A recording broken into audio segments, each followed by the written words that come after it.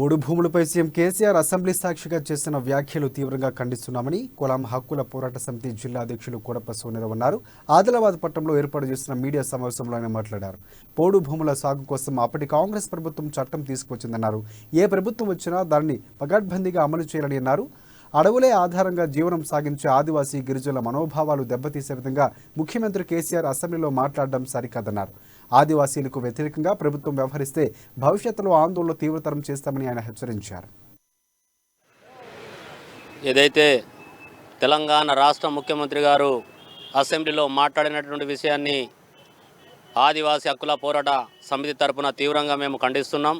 గతంలో ఏదైతే మనకు కాంగ్రెస్ ప్రభుత్వం ఉన్నప్పుడు 2005లో ఒక చట్టం తేవడం జరిగింది.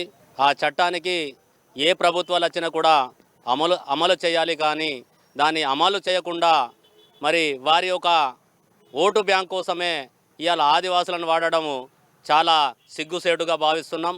ఎందుకంటే మరి వాళ్ళకు ఉన్నటువంటి సంబంధాలు అడవితోటే ఉంటాయి కాబట్టి గతంలో కూడా ఏ ప్రభుత్వాలు వచ్చినా కూడా ఆ హక్కు మీదే అని చెప్పడమే కాకుండా రాజ్యాంగంలో కూడా ఉన్నదని కూడా మేము భావిస్తున్నాం.